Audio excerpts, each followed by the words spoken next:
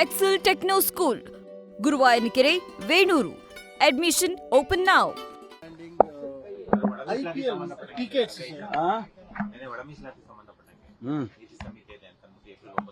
ಅದೇ ಒಂದು ನಾವು ಮುಖ್ಯಮಂತ್ರಿಗಳು ಚೀಫ್ ಸೆಕ್ರೆಟರಿ ಅವರು ಲೀಗಲ್ ಪೊಸಿಷನ್ ಏನಿದೆ ಅಂತ ಹೇಳಿ ಚೆಕ್ ಮಾಡ್ಕೊಂಡ್ರು. ಯಾಕೆಂದ್ರೆ ನಾವು ಸ್ಪೆಷಲ್ ಕ್ಯಾಬಿನೆಟ್ ಅನ್ನ ಅದಕ್ಕಾಗಿ ಕರೆದಿದ್ದು. ಅವರ ಪ್ರಕಾರ ಈವನ್ ಕ್ಯಾಬಿನೆಟ್ ಅಲ್ಲಿ ಚರ್ಚೆ ಮಾಡೋದು ಕೂಡ ಮತ್ತು ಏನಾದರೂ ಡಿಸಿಷನ್ ತಗೊಳ್ಳೋದು ಕೂಡ ಆಗಬಾರ್ದು. ನೀವು ಅನೌನ್ಸ್ ಮಾಡೋದು ಬಿಡೋದು ಬೇರೆ, ಆದರೆ ಡಿಸ್ಕಷನ್ ಆಗಿ ಸಮಾವು ಏನಾದರೂ ಇನ್ಫಾರ್ಮೇಶನ್ ಆಚೆ ಬಂದರೆ that probably may influence the voters ಅನ್ನೋ ಥರ ಏನೋ ಒಂದು ಎಲೆಕ್ಷನ್ ಕಮಿಷನ್ನಿನ ಗೈಡ್ಲೈನ್ಸು ಕೋಡ್ ಆಫ್ ಕಾಂಡಕ್ಟ್ ಅಲ್ಲಿ. ಅದಕ್ಕೆ ಅವರು ಲೀಗಲ್ ಪೊಸಿಷನ್ ಅನ್ನ ಚೆಕ್ ಮಾಡಿದ್ರು ಅಡ್ವೊಕೇಟ್ ಜನರಲ್ ಹತ್ರ, ಆಮೇಲಿಂದ ಎಲೆಕ್ಷನ್ ಕಮಿಷನ್ ಅವ್ರ ಹತ್ರ. ಅದಕ್ಕೆ ಅವರು ಇಲ್ಲ ನೀವು ಮಾಡೋದು ಸರಿ ಇರೋದಿಲ್ಲ ಅಂತ ಹೇಳಿದ ಮೇಲೆ 9ನೇ ತಾರೀಕು ಆದಮೇಲೆ ಮಾಡೋಣ ಅಂತ ಹೇಳಿ. ಇಲ್ಲ, ಅದನ್ನು ಮಾಡಕ್ ಬರೋದಿಲ್ಲ, ನೋಟಿಫಿಕೇಶನ್ ಮಾಡಕ್ ಬರೋಲ್ಲ. 9ನೇ ತಾರೀಕು ನಂತರನೇ all notifications will be done ಅಂತ ಹೇಳಿ. ಹೌಸ್ನಲ್ಲಿ ಪಕ್ಷಾತೀತವಾಗಿ IPL ಟಿಕೆಟ್ಗಳನ್ನ ಫ್ಯಾಮಿಲಿಗಳಿಗೆ ಕೊಡಬೇಕು, ನಮಗೆ VIP-ಗಳಾಗಿದ್ದೀವಿ, ನಮ್ಮ VIP ತರ ಟ್ರೀಟ್ ಮಾಡಬೇಕು ಅಂತ ಸ್ಪೀಕರ್ ಮುಂದೆನೆ ಮನವಿ ಮಾಡಿದ್ದಾರೆ. ಇದನ್ನ ಯಾವ ತರ ನೋಡ್ತೀರಾ ಸರ್? ಅಲ್ಲ, ಅವರು ಕೇಳೋದ್ರಲ್ಲಿ ಏನು ತಪ್ಪಿಲ್ಲ, ಆದರೆ ಗೌರ್ಮೆಂಟ್ ಎಷ್ಟರ ಮಟ್ಟಿಗೆ ಗೌರ್ಮೆಂಟಿನ ಇನ್ವಾಲ್ವ್ಮೆಂಟ್ ಅದರಲ್ಲಿ ಇರುತ್ತೆ ಅನ್ನೋದು ಪ್ರಶ್ನೆ. ನಾವು ಇಲ್ಲಿಯವರೆಗೂ ಗೌರ್ಮೆಂಟ್ ಸರ್ಕಾರ ನೇರವಾಗಿ ಯಾವುದೇ ರೀತಿಯಲ್ಲಿ ನಾವು ಇನ್ವಾಲ್ವ್ ಆಗ್ತಿಲ್ಲ. ಏನು 2025ರ ಘಟನೆ ನಮಗೆ ನಾವು we were forced to involve. ನಾವಲ್ಲಿ ಈ ಥರ ಆಗಿದೆ ಅಂದ ಮೇಲೆ ಸರ್ಕಾರ, ಪೊಲೀಸ್ ಇಲಾಖೆ, ನಾವು ಪೊಲೀಸ್ನವರು ಬರೀ ಸೆಕ್ಯೂರಿಟಿ ಕೊಡ್ತಾ ಇದ್ರು ಇಲ್ಲಿವರೆಗೂ. ಈಗ ಇದೆಲ್ಲವನ್ನು ನೋಡ್ತಕ್ಕಂಥ ರೀತಿಯಲ್ಲಿ ವಿ ವರ್ ಫೋರ್ಸ್ಡ್. ಅದಕ್ಕೆ ಜಸ್ಟಿಸ್ ಕುನ್ನಾ ಅವರನ್ನ ಕಮಿಷನ್ ಮಾಡಿ ಅಲ್ಲಿನ ಎಲ್ಲ ವಿಚಾರಗಳನ್ನು ಕೂಡ ಗಮನಕ್ಕೆ ತಗೊಂಡು ಆ ಕಮಿಷನ್ ರೆಕಮೆಂಡೇಶನ್ಸ್ ಮಾಡಿದ ಮೇಲೆ ನಾವು ಆ ಕಮಿಟಿಯವರಿಗೆ, ಹೊಸ ಕಮಿಟಿ ಆಗಿದೆ KCAನಲ್ಲಿ, ಅವರಿಗೆ ತಿಳಿಸಿದ್ವು ರೆಕಮೆಂಡೇಶನ್ ಈ ಥರ ಇದೆಯಪ್ಪ, ನೀವು ಇಲ್ಲ ಅಂದರೆ ಇದನ್ನೆಲ್ಲ ನೀವು ಮಾಡೋದಿಲ್ಲ ಅಂದರೆ ನಾವು ಪರ್ಮಿಷನ್ ಕೊಡಕ್ಕೆ ಬರೋದಿಲ್ಲ ಅಂತ ಹೇಳಿದ ಮೇಲೆ ಅವರೆಲ್ಲ ಮಾಡಿದ್ದಾರೆ. ಎಲ್ಲ ಶಾರ್ಟ್ ಟರ್ಮ್ ಇಮಿಡಿಯೇಟ್ ಆಗಿ ಮಾಡುವಂಥದ್ದೆಲ್ಲ ಮಾಡಿದ್ದಾರೆ. ಕೆಲವೆಲ್ಲ ದೊಡ್ಡ 1 ವರ್ಷ ಆಗುವಂಥದ್ದು ಕೆಲಸಗಳನ್ನೆಲ್ಲ ಪ್ರಾರಂಭ ಮಾಡ್ಕೊಂಡಿದ್ದಾರೆ. ಅದು ಮುಗಿಯೋದು 6 ತಿಂಗಳು, ವರ್ಷ ಆಗುತ್ತೆ. ಅದಕ್ಕೆ ನಾನು ಹೇಳೋದಕ್ಕೇನು ಹೊರಟಿದ್ದೆ ಅಂದರೆ, ಈಗ ಅವರು ಕೇಳೋದಕ್ಕೆ ತಪ್ಪಿಲ್ಲ, ಸದನದಲ್ಲಿ ಅವರು ಕೇಳಿರೋದು ತಪ್ಪಿಲ್ಲ. ಆದರೆ KCAನವರಾಗಲಿ RCBನವರಾಗಲಿ ಯಾವ ರೀತಿ ಅದನ್ನು ಮಾಡ್ತಾರೆ, ಅಥವಾ ಯಾವ ರೀತಿ ಟಿಕೆಟ್ಸ್ನಾಗಲಿ ಅಥವಾ ಪಾಸಸ್ ಆಗಲಿ ಕೊಡೋದಕ್ಕೆ ಅವ್ರ ಕ್ರಮ ತಗೋಬೇಕು. ಸರ್, ಇನ್ನೊಂದು, ತುಮಕೂರಿನಲ್ಲಿ ನಿಮಗೆ ಚಂದ್ರು ಅನ್ನೋರ ಒಡೆತನದ ತೋಟದಲ್ಲಿ ಅರಣ್ಯ ಇಲಾಖೆಯ ನಕಲಿ ಆದೇಶ ಪತ್ರವನ್ನು ತಯಾರಿಸುವ ಜಾಲನ ಈಗ ಪತ್ತೆ ಮಾಡಿದ್ದಾರೆ ತುಮಕೂರಿನಲ್ಲಿ. ಸೊ ಈ ವಿಚಾರವಾಗಿ ಅವ್ರ ಹೆಸರ ಮೇಲೆ ಮಾತ್ರ FIR ಆಗಿಲ್ಲ, ಆದ್ರೆ ಬೇರೆ ಅಲ್ಲಿ ಯಾರ ಸಿಬ್ಬಂದಿ ಇದ್ರು ಅಥವಾ ನಕಲಿ ಸಿಬ್ಬಂದಿ ಯಾರಿದ್ರು ಅವ್ರ ಮೇಲೆ FIR ಆಗಿದೆ. ನಾನು ಈಗ ತುಮಕೂರಿಗೆ ಹೋಗ್ತಾ ಇದ್ದೀನಿ. ತುಮಕೂರಿಗೆ ಹೋಗಿ ಫಾರೆಸ್ಟ್ ಆಫೀಸರ್ ಯಾರಿದ್ದಾರೆ ಮತ್ತು DC ಅವರು, ಫಾರೆಸ್ಟ್ ಆಫೀಸರ್ ಅವ್ರನ್ನೆಲ್ಲ ಕರೆದು ಮಾತಾಡ್ತೀನಿ. ಏನದು ವಿಷಯ ಏನು ಅಂತ ಹೇಳಿ ನಾನು ಅದನ್ನು ಮೊದಲು ತಿಳ್ಕೊಳ್ತೀನಿ. ಆಮೇಲೆ ಅದಕ್ಕೇನು ಆಕ್ಷನ್ ಮಾಡಬೇಕು ಅದನ್ನು ಮಾಡೋಣ. ಅಂದ್ರೆ ಅಲ್ಲಿರುವಂತ ರಿಪೋರ್ಟ್ ಪ್ರಕಾರ, ಅಲ್ಲಿ ಕೊಟ್ಟಿರುವಂತ ಬ್ರೇಕಿಂಗ್ ಪ್ರಕಾರ HM ರವರಿಗೆ ಅವರು ಪರಿಚಯಸ್ಥರು ಅನ್ನೋ ಕಾರಣದಿಂದ ವಾಲ್ಯಚಂದ್ರ ಅವ್ರ ಹೆಸರನ್ನೇ ನೋಡ್ರಿ, ಎಲ್ಲದಕ್ಕೂ HM, ಎಲ್ಲದಕ್ಕೂ ಗೃಹ ಸಚಿವರು. ಈಗ ನಮ್ಮ ಕಾಲೇಜಲ್ಲಿ ಅದೇನೋ ಒಂದು ಇನ್ಸಿಡೆಂಟ್ ಆದ, ಅದು ಗೃಹ ಸಚಿವರು. ಏನ್ ಗೃಹ ಸಚಿವರು? ಯಾವ ಕಾಲೇಜಲ್ಲಿ ಯಾವ ಊರಲ್ಲೂ ಏನೂ ಆಗದೇ ಅಲ್ವ? ಅದಕ್ಕೆಲ್ಲ ಗೃಹ ಸಚಿವರು ಹೊಣೆನ? ಗೃಹ ಸಚಿವರು ಏನ್ ಮಾಡಬೇಕು ಕಾನೂನು ಚೌಕಟ್ಟಲ್ಲಿ ಮಾಡ್ತಾರೆ. ಅದನ್ನ ಸುಮ್ಮನೆ ಅದನ್ನ ಅನವಶ್ಯಕವಾಗಿ ಪ್ರಚಾರಕ್ಕಿಡೋದು ಅದು ಸರಿ ಕಾಣಿಸೋದಿಲ್ಲ. It is not good. ಯಾಕೆ ಹಂಗ್ ಮಾಡ್ತಾರೆ?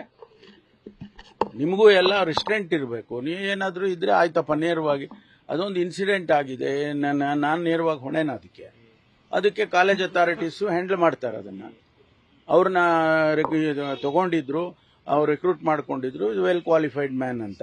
ಅವರು ಈ ರೀತಿ ಎಲ್ಲ ಇನ್ವಾಲ್ವ್ ಆಗಿದ್ದಾರೆ ಅಂದಾಗ ಅದಕ್ಕೇನೋ ಒಂದು ಡಿಸಿಪ್ಲಿನರಿ ಆಕ್ಷನ್ ಇರುತ್ತೆ. ಇಲ್ಲ ಅಂದ್ರೆ ಅವ್ರನ್ನ ಕಾಲೇಜಿಂದ ಟರ್ಮಿನೇಟ್ ಮಾಡಿ ಕಳಿಸ್ತಾರೆ. ಈಗಾಗಲೇ ನನಗೆ ಗೊತ್ತಾದ ಹಾಗೆ ಅವ್ರನ್ನ ಟರ್ಮಿನೇಟ್ ಮಾಡಿದ್ದಾರೆ ಕಾಲೇಜಿಂದ. ಅದನ್ನ ದೊಡ್ಡದಾಗಿ ಏನು ಗ್ಲೋರಿಫೈ ಮಾಡೋದೇನಿದೆ ಅದರಲ್ಲಿ? It is not correct. Petrol ಮತ್ತೆ ಡೀಸೆಲ್ ಮೇಲೆ ಇರುವಂತಹ ಸೆಸ್ ಅಮೌಂಟ್ 10 ಮತ್ತೆ 13 ರೂಪಾಯಿ ಇಳಿಸಿದ್ದಾರೆ ಕೇಂದ್ರ ಸರ್ಕಾರ. ಸ್ಟೇಟ್ ಗವರ್ಮೆಂಟ್ ಕೂಡ ಏನಾದ್ರು ಕಡಿಮೆ ಮಾಡುತ್ತಾ? OMC ಕಂಪನಿಗಳು ಅದು ಮುಖ್ಯಮಂತ್ರಿಗಳು ಹಣಕಾಸಿನ ಸಚಿವರು, ಅವರು ಈ ಎಲ್ಲ ಸಾಧಕ ಬಾಧಕಗಳನ್ನು ನೋಡಿ ತೀರ್ಮಾನ ತಗೊಳ್ತಾರೆ. ಒಂದು ವೇಳೆ ಕ್ಯಾಬಿನೆಟ್ ಅಲ್ಲಿ ಚರ್ಚೆ ಆಗಬೇಕು ಅಂತ ಹೇಳಿದ್ರೆ ಅದನ್ನ ಚರ್ಚೆ ಮಾಡ್ತೀವಿ. ಇಲ್ಲ ಮುಖ್ಯಮಂತ್ರಿಗಳೇ ಅವರ ಇಲಾಖೆಗೆ ಸಂಬಂಧಪಟ್ಟಂತ ವಿಚಾರ ಆಗಿರೋದ್ರಿಂದ ಅವರು ಕೂಡ ನೀವು ಡಿಸಿಷನ್ ತಗೋಬಹುದು, ಆಮೇಲೆ ರಾಟಿಫೈ ಮಾಡ್ಕೋಬಹುದು ಕ್ಯಾಬಿನೆಟ್ ಅಲ್ಲಿ, ಅವ್ರಿಗೆ ಅಧಿಕಾರ ಇದೆ.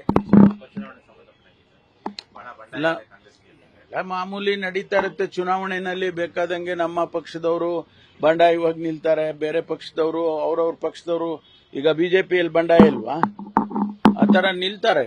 ನಾವು ಅದನ್ನೆಲ್ಲ ಸಾಲ್ವ್ ಮಾಡ್ಕೊಂಡೇ ಹೋಗ್ತೀವಿ. ಜನ ಅದನ್ನೆಲ್ಲ ನೋಡಿ ತೀರ್ಮಾನ ಮಾಡ್ತಾರೆ. ಎಸಿಪಿಗಳ ನಿಯೋಗ ಇವತ್ತು ಭೇಟಿ ಮಾಡಿದ್ರು ನಿಮ್ಮನ್ನ? ಅವರು ಕೆಲವು ಪ್ರಮೋಷನಲ್ ವಿಷಯಕ್ಕೆ ಸಂಬಂಧಪಟ್ಟ ವಿಚಾರದಲ್ಲಿ ಭೇಟಿ ಮಾಡಿದ್ದಾರೆ. ಅದು ಈಗಾಗಲೇ ಈ ಒಂದು ಏನಂದ್ರೆ ರೆಕ್ರೂಟ್ಮೆಂಟ್ ಸಂದರ್ಭದಲ್ಲಿ ನೇರವಾದಂಥ ರೆಕ್ರೂಟ್ಮೆಂಟ್ ಮಾಡೋದಕ್ಕೆ ಎಷ್ಟು ಪರ್ಸೆಂಟೇಜ್ ಇರಬೇಕು, ಆಮೇಲೆ ಇಂಟರ್ನಲ್ಲಿ ಪ್ರಮೋಷನ್ ಕೊಡೋದಕ್ಕೆ ಎಷ್ಟು ಪರ್ಸೆಂಟೇಜ್ ಇರಬೇಕು ಅಂತ ಹೇಳಿ ಆಗುತ್ತೆ. 60s ಅಲ್ಲಿ ಹೆಚ್ಚು ಕಡಿಮೆ 50-50 ಇತ್ತು. 1960 ರೆಕ್ರೂಟ್ಮೆಂಟ್ ಪ್ರಾಸೆಸ್ ಅಲ್ಲಿ 50% ಪ್ರಮೋಷನ್, 50% ಡೈರೆಕ್ಟ್ ರಿಕ್ರೂಟ್ಮೆಂಟ್. ಯಾಕೆಂದ್ರೆ ಇದು ಎಂಟ್ರಿ ಪಾಯಿಂಟ್ ಆದದ್ರಿಂದ ಆ ರೀತಿ ಮಾಡಿದ್ದಾರೆ. ಆಮೇಲೆ ಸಬ್ಸಿಕ್ವೆಂಟ್ಲಿ 1967 ಅದನ್ನ ಕಡಿಮೆ ಮಾಡಿದ್ರು. 50 ಇದ್ದದನ್ನ 33 ಮಾಡಿದ್ರು. 33 ಮಾಡಿದ್ಮೇಲೆ ಅದು ಸ್ವಲ್ಪ ದಿವಸ ಇತ್ತು. ಆಮೇಲೆ ಈಗ 2003 ಅಥವಾ 2008 ಅದನ್ನ 80 ಮಾಡಿದ್ದಾರೆ.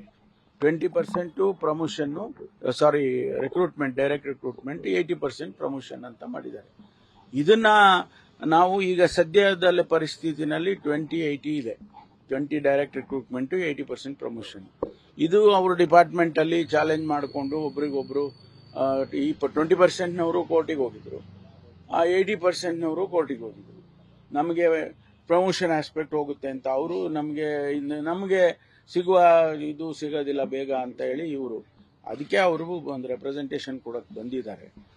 ನಾನು ಅವರಿಗೆ ಯಾವುದೇ ರೀತಿಯಲ್ಲಿ ನಿಮ್ಗೆ ಅನ್ಯಾಯ ಆಗೋದಿಲ್ಲ ಇಬ್ಬರಿಗೂ ಅಂತ ಹೇಳಿ ಕಳಿಸಿದ್ದೇನೆ. ಕ್ಯಾಬಿನೆಟ್ ನಂತರ ರೀಶಫಲ್ ಆಗಬಹುದು, ಅಂದ್ರೆ ಅಸೆಂಬ್ಲಿ ನಂತರ ರೀಶನ್ ಒಂದು ಮಾತು ಈ ಹಿಂದೆ ಹೇಳಿದ್ರು.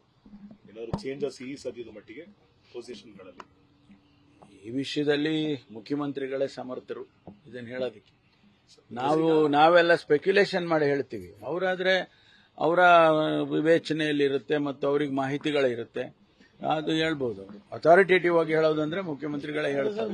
ಮೂರು ಲಿಸ್ಟ್ ಕನ್ಫ್ಯೂಷನ್ ಇನ್ನೂ ಕ್ಲಿಯರ್ ಆಗಿಲ್ಲ ಅಂತ ಹೇಳಿ ಖರ್ಗೆ ಅವರ ಲಿಸ್ಟು, ಸಿಎಂ ಅವರ ಲಿಸ್ಟು, DCM ಅವರ ಲಿಸ್ಟು ಇರೋದ್ರಿಂದಾಗಿ ಅದು ಕ್ಲಿಯರೆನ್ಸ್ ಆಗಿಲ್ಲ ಅಂತ. ಯಾರು? ಎಲೆಕ್ಷನ್ ಮುಗಿದ ಬಳಿಕ ಶಾಸಕರೆಲ್ಲರೂ ಕೂಡ ದೆಹಲಿಗೆ ಹೋಗಿ ರೆಡಿ ಆಗಿದ್ದಾರೆ. ಹೌದು, ಅವರಲ್ಲೇ ಡಿನ್ನರ್ಗಳು ಮಾಡಿದ್ದಾರೆ. ಹೈಕಮಾಂಡ್ ಅವ್ರು ಭೇಟಿ ಮಾಡ್ತೀವಿ ಅಂತೇಳಿ ಡೆಲ್ಲಿಗೆ ಅಪಾಯಿಂಟ್ಮೆಂಟ್ ಕೇಳ್ಕೊಂಡಿದ್ದಾರೆ. ಅವ್ರ ಕೆಲಸ ಅವ್ರು ಮಾಡ್ತಾರೆ. ಅವರು ಎಲಿಜಿಬಲ್ ಇದಾರಲ್ಲ. ನೆನ್ನೆ ಮುಖ್ಯಮಂತ್ರಿಗಳ ಸದನದಲ್ಲಿ ಹೇಳಿದ್ರಲ್ಲ, 224 ಜನನೂ ಕೂಡ ಸಮರ್ಥರಿದ್ದಾರೆ ಅಂತ. ಸೊ ಯಾರಿಗೆ ಅವಕಾಶ ಸಿಗುತ್ತೆ ಅವ್ರು ಆಗ್ತಾರೆ. ಒಳ ಮೀಸಲಾತಿ ಸಮುದಾಯ ಅಸಮಾಧಾನ ವ್ಯಕ್ತಪಡಿಸಿದೆ. ನಾಗಮೋಹನ್ ದಾಸ್ ಅವರ ವರದಿಯನ್ನು ತಿರಸ್ಕಾರ ಮಾಡಬೇಕು ಅಂತ ಹೋರಾಟ ಮಾಡ್ತಿದ್ದಾರೆ. ನಾನೇನ್ ಮಾಡ್ಬೇಕು? ಹೋರಾಟ ಮಾಡ್ತಿದ್ದಾರೆ ಸರ್. ಈಗ ಅಲ್ಲ ಅವರು ಎಲ್ಲ ಸಮುದಾಯಗಳು ಅವರಿಗೆ ನ್ಯಾಯ ಸಿಗಬೇಕು ಅಂತ ಹೋರಾಟ ಮಾಡ್ತಾವೆ. ಅದನ್ನ ಸರ್ಕಾರ ಗಮನದಲ್ಲಿಟ್ಕೊಂಡೇ ಅಂತಿಮ ತೀರ್ಮಾನ ಮಾಡುತ್ತೇವೆ. ಕಾನೂನಿನ ಚೌಕಟ್ಟಲ್ಲಿ, ಕಾನೂನಿದೆ ಅಲ್ವಾ, ಕಾನೂನಿನ ಚೌಕಟ್ಟಿನಲ್ಲಿ ಅಂತಿಮ ತೀರ್ಮಾನ ಸರ್ಕಾರ ಮಾಡುತ್ತೆ. ಏನು ಅವಕಾಶ ಇದೆ ಅವರಿಗೆ, ಇವರಿಗೇನು ಅವಕಾಶ ಇದೆ, ಮತ್ತೊಬ್ಬರಿಗೇನು ಅವಕಾಶ ಇದೆ, ಸಾಮಾಜಿಕ ನ್ಯಾಯವನ್ನ ಕೊಡ್ತಕ್ಕಂಥ ರೀತಿಯಲ್ಲಿ ಸರ್ಕಾರ ಒಂದು ತೀರ್ಮಾನವನ್ನು ತಗೊಳ್ಳುತ್ತೆ. ನ್ಯೂಸ್ ಫಸ್ಟ್, ನಿರ್ಭೀತಿಯಿಂದ ನಿಮ್ಮ ಪರವಾಗಿ.